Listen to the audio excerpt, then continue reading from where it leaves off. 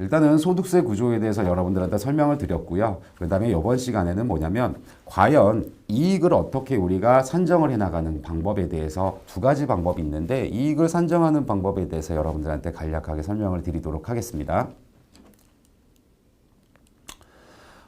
소득 금액을 계산하는 방법이라는 겁니다. 그래서 소득 금액 계산하는 방법이라는 거는 이거를 계산하는 방식입니다. 즉 매출이 나와 있고 경비를 어떻게 만들어서 이 소득 금액을 어떻게 계산을 해야 되냐라는 방법에 대해서 설명을 드릴 거고요.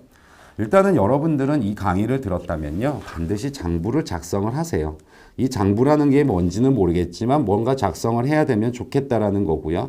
그거를 못했다라고 한다면 추계신고라는 제도가 있구나라는 제도입니다. 이거는 뭐 보험 같은 거라고 보면 돼요. 내가 어떠한 세법적인 지식이 없어서 경비를 아무것도 못 만들었다면 일정한 경비를 인정해 주겠다라는 제도인데 원칙은 뭐다? 장부를 작성하는 게 절세의 지름길이라는 거예요. 그거를 우리는 기장신고라고 얘기를 하겠습니다. 기장신고부터 먼저 말씀을 드릴게요. 기장신고라는 거는 어떻게 장부를 작성하냐 이거죠. 간편하게 작성할래, 좀 복잡하게 작성할래 이 두 가지가 있습니다. 그거를 간편장부고 복식북이라고 하는 겁니다. 그러면 장부라는 거는 뭐냐면 플러스에서 마이너스, 이 마이너스를 잘 관리하는 게 중점이 될 것 같습니다. 그래서 이 마이너스에 대해서는 우리가 뭐라고 합니까? 세무서에다가는요, 자료로 모든 거를 얘기를 하는 거예요. 그렇기 때문에 증빙을 잘 관리해야 됩니다. 5년간, 최소 5년간은 보관해 줘야 될 의무인데 이거는 세금 계산서를 짧게 말씀드렸고요. 신용이나 체크카드, 현금 영수증 카드에 대한 영수증을 말하는 거고 우리 기타 영수증 뭐 페이팔 P, 페이팔 그다음에 이베이 그죠? 뭐 이런 것들 뭐 등등등 많이 있겠죠. 이런 것들을 다 보관을 해야 될 의미고요. 제일 중요한 거는 절세를 하기 위한 어떤 절세? 소득세를 절세를 하기 위한 기본이다라는 겁니다. 그러면 구조는 매출, 이걸 우리가 수입이라고 하죠. 수입 금액에서 경비를 차감하면 우리가 이익이라는 소득 금액이 나오죠. 앞전에 얘기 드렸던 것처럼. 그래서 여러분들은 이 경비가 누락이 된다면 소득 금액은 올라가게 될 거예요. 누락이 없어야 되는 거란 말이죠.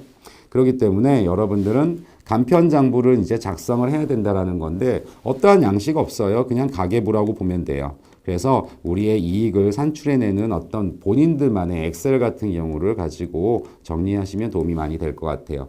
하지만 장부를 작성하는 것보다 더 중요한 건 뭐다? 증빙이 있어야 되는 거예요. 그래서 증빙 없는 장부는 의미가 없어요. 그래서 증빙이 반드시 있어야 된다. 그리고 복식장부는 간편하게 장부를 하다가 일정 규모가 올라가게 되면 이렇게 복잡하게 장부를 해야 된다는 거죠.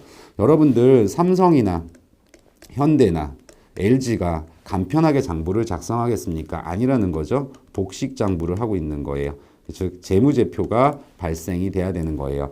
그러면 우리 같은 경우는 간편하게 장부를 작성해야 될 의무가 언제까지 있냐 이거죠. 복잡하게 신고를 해야 되는 거는 우리가 소매업 기준, 즉 이베이 사업자는 직접 매출이 3억이 넘어가면 복잡하게 장부를 작성하라는 의무를 부여하게 됩니다.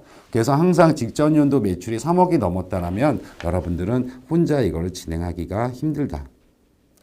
왜냐하면 시간 대비 비용이 너무 많이 올라가게 돼요. 그래서 효익이 별로 없기 때문에 여러분들이 복잡하게 신고를 해야 되는 상황에서 간단하게 신고를 하게 되면 가산세가 물게 돼요. 그리고 이런 부분들은 잘 확인하시면 되고요. 근데 어떤 분들은 야 내가 아무런 자료들도 다 빼버렸어. 그래서 매출이 1억이었는데 경비가 빵이야. 그러면 이익이 1억이 나와버리겠죠. 그러면 이 사람들한테 일정 세율을 곱하면 상당히 높은 너무나 높은 세금이 나온다는 거죠. 그래서 이분들 같은 경우는 어떤 세법적인 지식이 없을 뿐이지 어떤 조세를 회피하기 위한 목적은 아니었다라는 겁니다. 그런 분들을 위해서 원칙대로 하지 못했다면 이런 추계신고를 해라라는 겁니다. 이거를 추계신고라고 하는 거고요. 일정한 비용을 만들어주는 건데 그 경비를 우리는 단순경비율이라는 제도와 기준경비율 제도를 두고 있습니다. 느낌상 단순 경비율이 더 많을 것 같죠. 그래서 단순 경비율 적용을 만약에 하게 된다면 항상 비교를 해보시면 좋을 것 같아요. 말 그대로 장부를 우리가 작성하지 못한, 다시 말해서 증빙이 없는 사업자들을 위한 제도인 거예요. 그리고 이거는 일관된 제도이기 때문에 절세의 기회가 전혀 없으십니다. 그래서 매출은 확정이 됐겠죠. 근데 경비가 없기 때문에 야, 매출의 어떤 기본 경비율 뭐 45%, 뭐 85%, 뭐 이런 소득에 따라 우리 업종에 따라 차이를 두고 있습니다. 그래서 이런 소득 금액을 산출해내는 방법이 추계신고다라는 겁니다. 그래서 이런 추계신고도 있다더라라는 정도만 알고 계시면 될 것 같고요. 단순 경비율은 일정 경비율 적용을 할 수 있는데 이 기준 경비율은 단순 경비율에 비해 경비율이 상당히 낮아요. 그렇기 때문에 제가 생각하기에는 단순 경비율은 이런 기장과 비교를 할 수 있지만 기준 경비율은 안 된다라는 거죠. 대부분 장부를 작성하는 게 매우 효율적이다라는 거죠.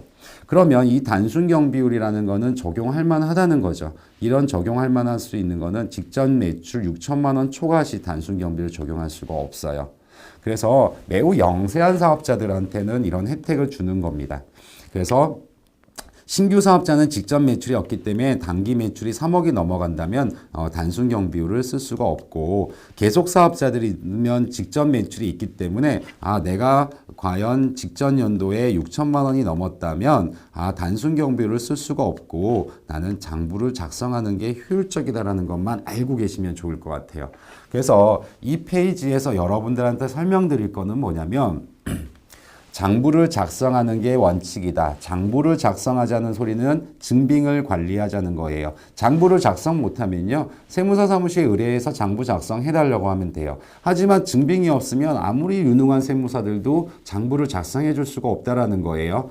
그렇지만 이런 것들 못했을 경우에는 추계신고라는 게 있는데 그래도 세금적인 부분이 합리적인 부분은 단순 경비율을 쓸 수 있는 거고 기준 경비율은 세금이 생각보다 많이 나오게 됩니다. 그래서 여러분들은 내가 직전 매출이 6천만 원이 안 된다면 이런 단순 경비율 적용을 할 수 있는 기회가 있고 6천만 원이 초과가 된다면 기준 경비율을 의존하지 말자는 거죠. 작성을 하자는 거예요. 이렇게 장부를 작성을 하는 게 유리하다라는 거.